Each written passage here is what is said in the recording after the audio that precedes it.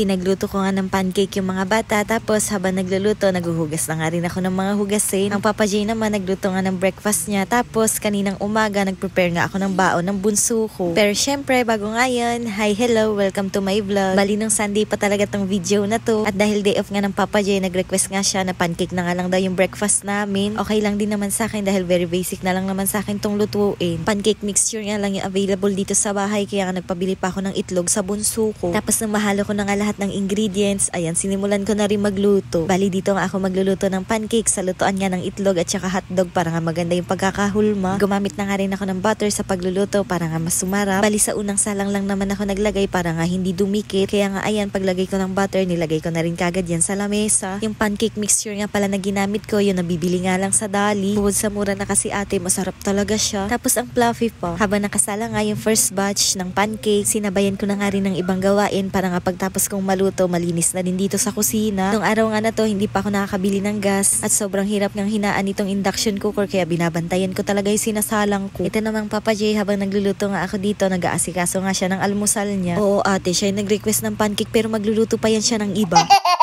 Habang inaantay ko ang maluto yung una kong salang ng pancake, ayan, sinabayan ko na rin ang paghuhugas. Sakto naman na pagtapos ko ang sabunan yung mga hugasin ko, ayan, naluto na nga rin itong first batch. O diba, ang cute kapag ka may hulmahan. Sobrang dali lang magluto ng ganito, kaya siguradong pamaya-maya lang din makakakain na kami. Kaya nga ito, para matapos na agad, pagkuha ko nga ng first batch, nagsalang na nga ako kagad ng kasunod. At syempre, habang inaantay ko nga yung maluto, binalawan ko na nga rin yung sinabunan ko kanina. Konti lang din naman yan, kaya nga hindi pa ako natatapos sa pagluluto, tapos na nga ako sa paghuhugas. Ay diba, muntikan pang masunog.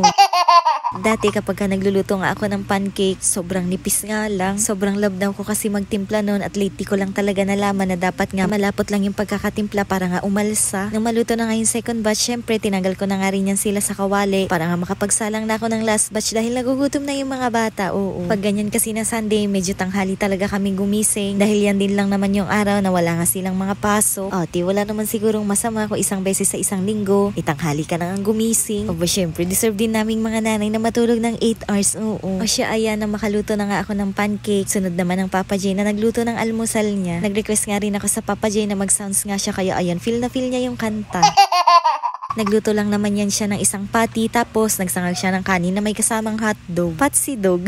Syempre, kapag ang Papa J nga ang nagluluto, hindi ka mawawala yung mga kung ano-ano niyang pampalasa dyan. Tapos yung ganyan na pahagis-hagis niya ng niluluto. Well, siya naman din yung kakain niya, kaya nga hinahayaan ko na. Pero syempre, bago siya makakain niyang niluto niya, kailangan kumain muna siya ng pancake dahil siya nag-request na. Oo. Talaga namang masisira ang araw niya pag hindi. O siya, ayan, kahit gabi na, kain po tayo ng umagahan, mga mima ko.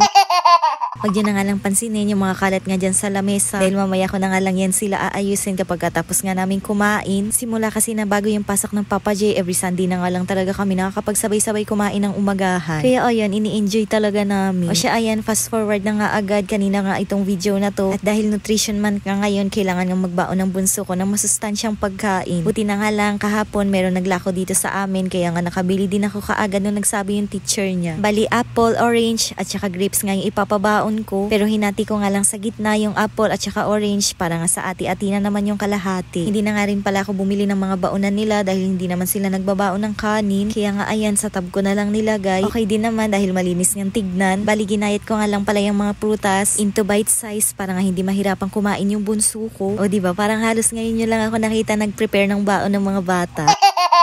Usually kasi ready to eat na nga yung binabaon nila, kagaya na lang ng mga biscuit at juice. Kailangan nga rin pala nila magdala ng toothbrush at buti na lang meron nga akong bago dito sa bahay. Actually, free sample talaga yan pero hindi ko nga magawa ng video dahil nasira nga yung baso. Pero at least ayan, magagamit nga ng anak ko. Tinry ko nga rin magpabaon ng Yakult para kahit papano meron nga siyang inumin. Pero ang ending, inuwi niya nga rin dahil bawal nga daw. O siya, paano, hanggang dito na nga lang muna dahil deserve na nating matulog. Oo.